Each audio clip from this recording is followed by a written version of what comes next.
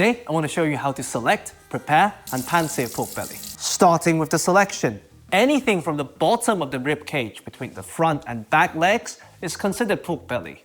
Beef gets all the fancy cut names, pork gets 4 primary cuts. For golden slices and juicy centers, you want the fat and lean meat of your belly to be evenly layered. For that, we look for what's called streaky belly or side pork. In a supermarket, the easiest visual cue is that it should look like streaky bacon. Even layers, moderate thickness. At a butcher, besides asking, a fail-proof method to bear in mind is that if the belly still has spare ribs attached, it must be from the front or at most mid-belly, where the streaky layers of fat and lean is the most consistent. You can then ask your butcher to remove the ribs.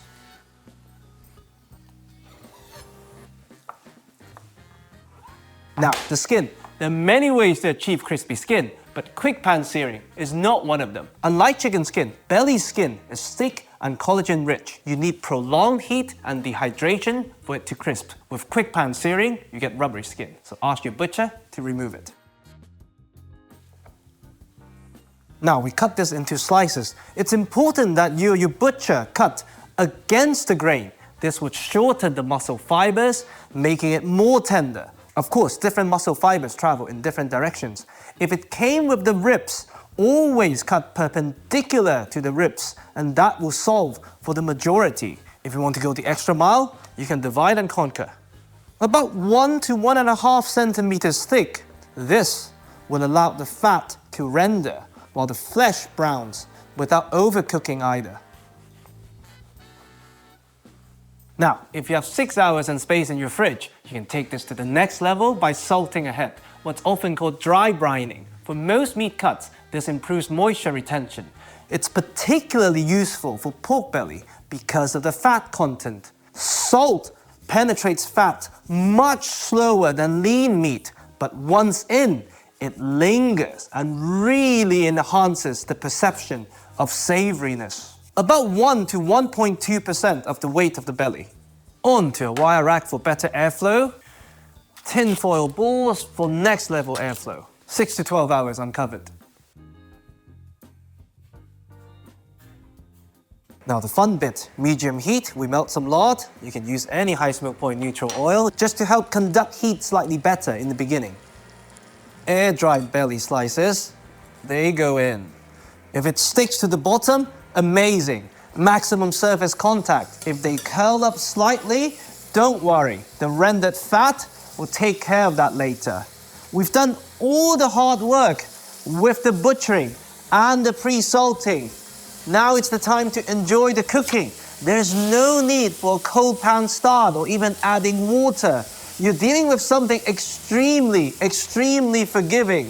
If you must crowd the pan, go for it. As easy as it is though, it is, however, still a two-stage process. We first want to render the fat.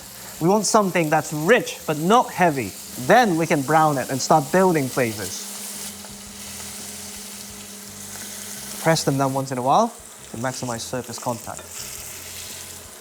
Don't worry too much about the browning just yet. We're still rendering the fat.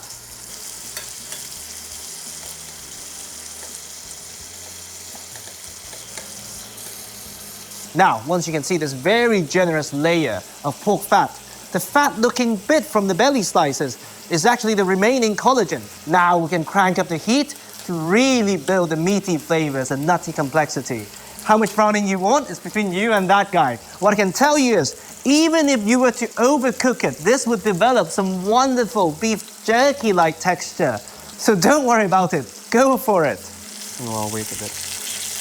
By the way, this is not like a nightclub with no re-entry. You can flip them however many times you like.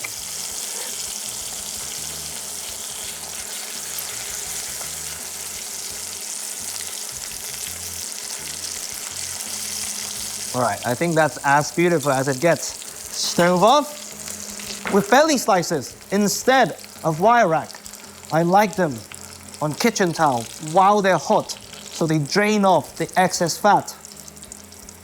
You can really indulge the richness.